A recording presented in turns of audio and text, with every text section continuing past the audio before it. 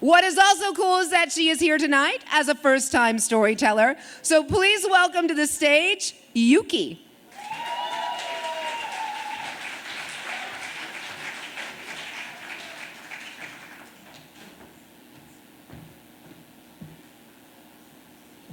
So my story is called Stripped Away, My Lesbian Wrong Answer Notebook. I used to think I came out pretty late, but once I came out, I didn't feel like I become anything. But turns out that I just spent more than 25 years circling around one simple answer. So yes, I had boyfriends for the most time of my life. Long-term serious relationships. I started very young, and I kept renewing my heterosexual contract every 3 or 4 years, like a loyal employee. Try to keep my straight girl certification active. So for a long time, I thought the question was already answered. I'm straight. But look, I do care about boys. I love them. At least I thought.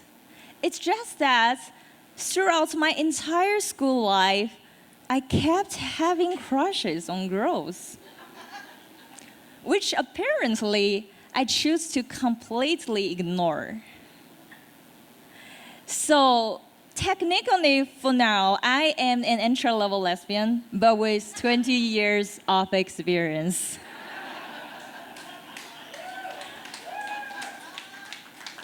And it was not like I was sheltered or I was educated in a traditional way.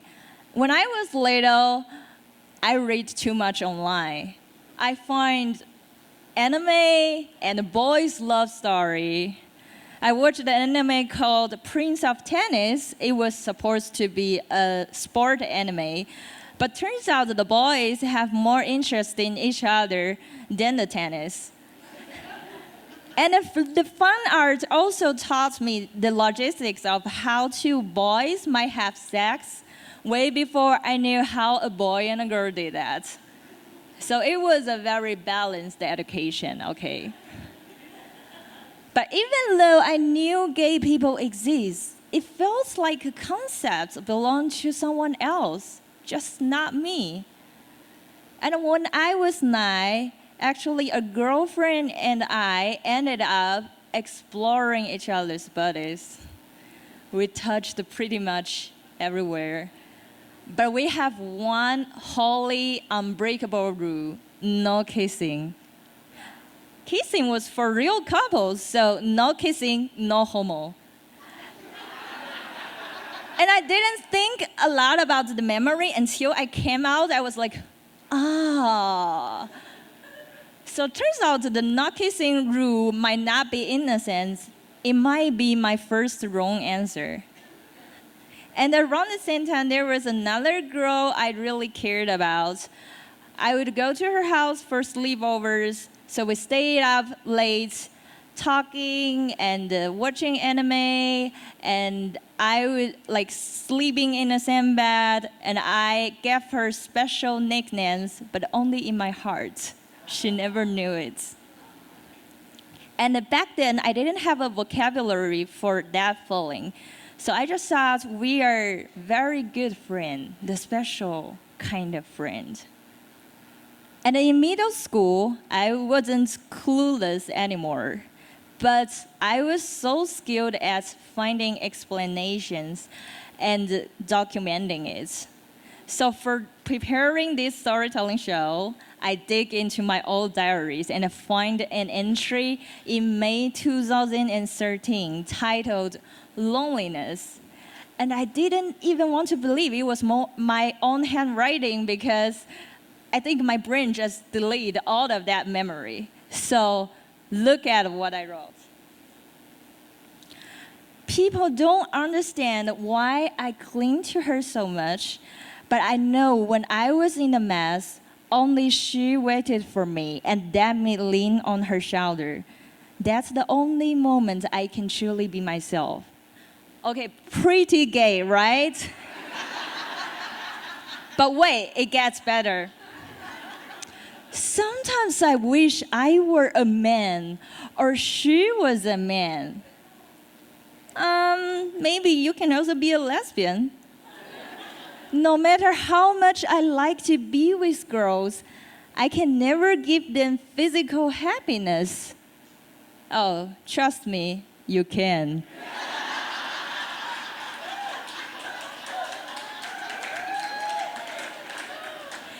And I can't support a household like a man.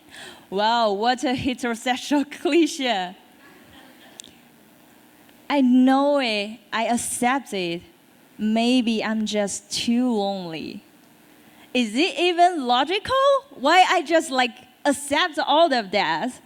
So basically, I was writing a tragic, forbidden Victorian lesbian romance in my diary. And then my brain went, nah, you're straight, you're just too lonely. Loneliness was doing a lot of unpaid labor. And in high school, there was another girl. We literally called each other honey or wife. And she was athletic, she ran track, she had abs, and she would generously let me touch her abs. And we had lunch together, we were together every day. I went to her competition, and she would respond to every of my social media posts. And so we were pretty close until I started to date a boy. And then my wife and I started getting into those stupid, petty arguments over nothing. So back then, I thought it just teenager drama. But turns out the teenager drama might called jealousy. So years later, when we were in different university, she gave me a call and said she had a girlfriend. And I felt like seeing a road sign of an exit that I had already passed. Like, oh, that was even an option? And suddenly, all of her old texts made sense. So she was in vet school, and once she texted me, today in the clinic, I saw a dog that has exactly your energy. And look, girls, straight men flirt by sending your dick pics. Lesbians flirt by projecting your soul onto domesticated mammal.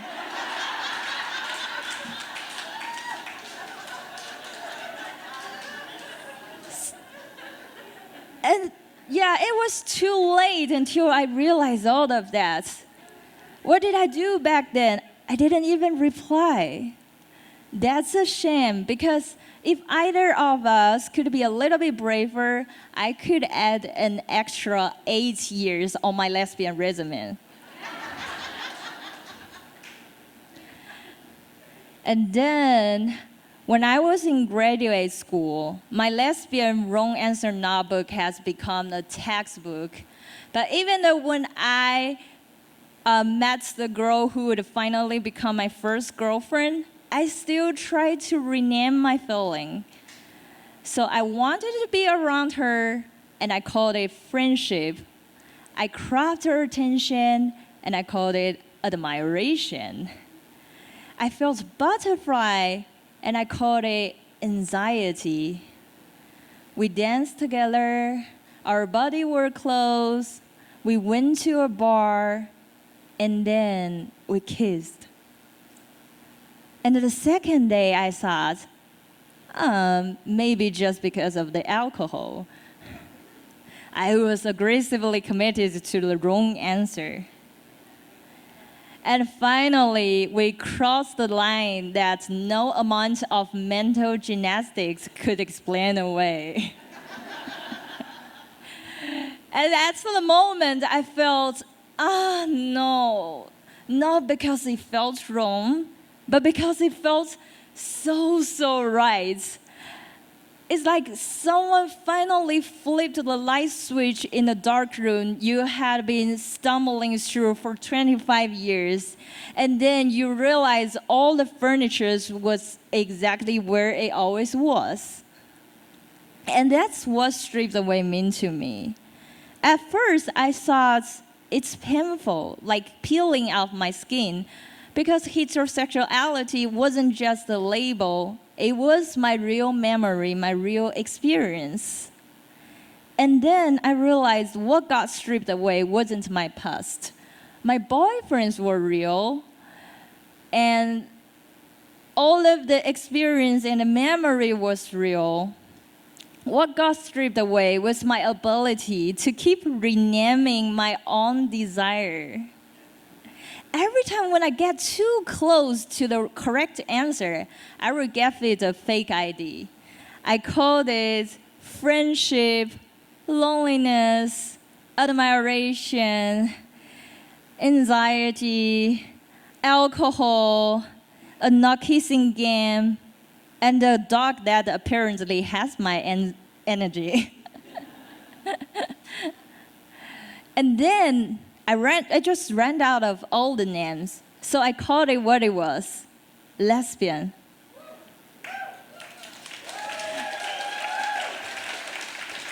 And once I did it, I didn't feel like I just suddenly become a brand new person.